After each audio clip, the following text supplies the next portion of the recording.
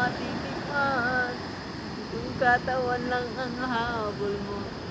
Meron tayong pupuntahang bahay na inabandona na. Kasi yung dati noon malayo pa itong Ano? dagat sa Pangpang, pero ngayon unti-unti na siyang kinakain ng alon. Ayan, sira-sira na yung malapit na dito sa ano, malapit na dito sa mga bahay yung kinakain ng dagat. Kaya siguro inabandona na nila itong bahay na ito. Kaya tingnan natin kung ano yung nasa loob.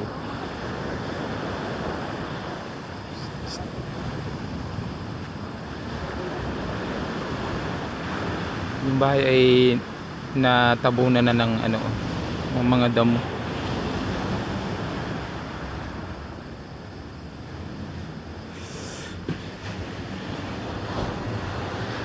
Wow, ang ganda ng loob niya, oh. Sayang. Ganda, oh. Nandun yung kanyang hagdan. Tapos may pinakataas siya. Ito yung kanyang loob. Ganda nung lababo. Merong maliit pa na parang ano. Siguro ang laki din ng pera na gastos nila dito. Ano yun? May kumalakog. Katakot na rin. Dito sa ano, may malaking bintana dito na tanaw mo sana yung dagat. Ang ganda sana.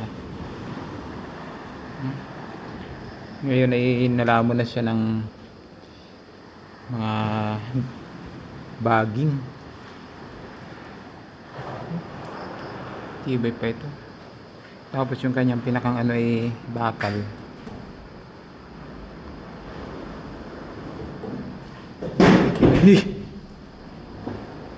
Huwag naman po at kami nagbibideo lamang po.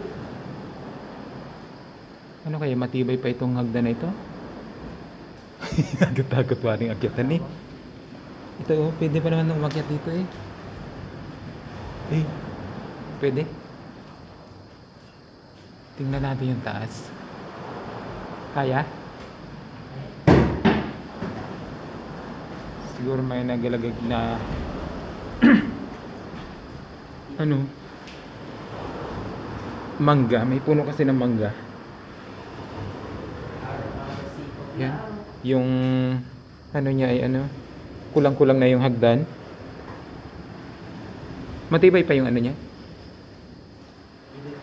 Tibay pa. Ayan oh.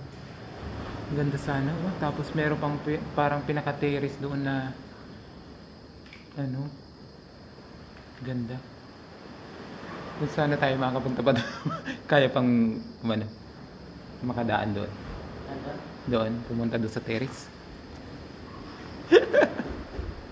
Ako magkalugso dahil gina. Tibay?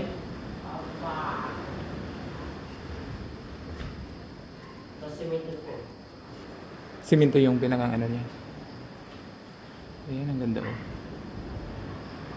Ang ganda sana. Ako'y natatakot na ano, mababa na ako. Baka lumugso. Ayan. Ganda sana ang bahay. Sayang yung perang pinagpagawa dito.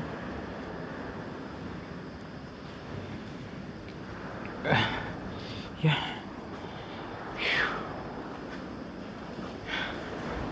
Ano nga rin natawag din? Yung bakal na pinakang ano niyang sahagdan ay kinalawang na. Kasi pag talagang nasa tabing dagat, kakalawangin talaga ang mga bakal. Hindi yan tatagal. Kasi maalat yung tubig dagat. Ayan, meron ditong kwarto. Tapos may kwarto pa rin dun.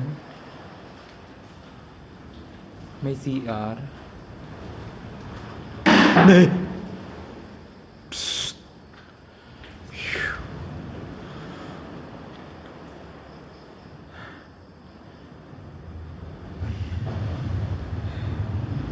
Ayan. May CR. Tapos may parang pinakang dirty kitchen dito. May isang kwarto.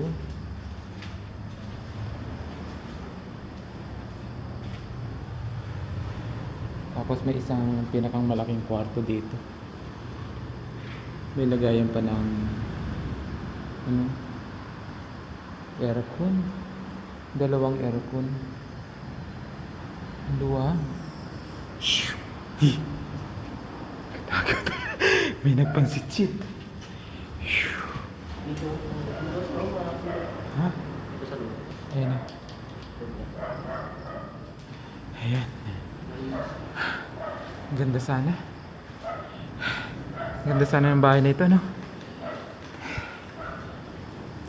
Maliit na ano, kwarto.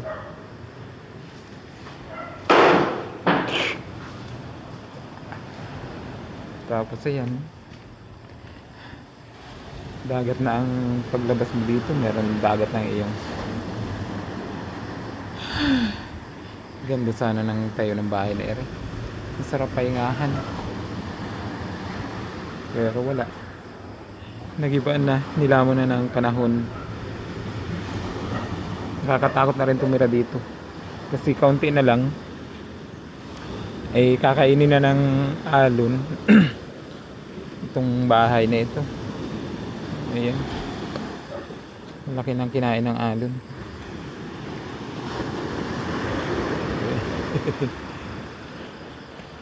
Ayan.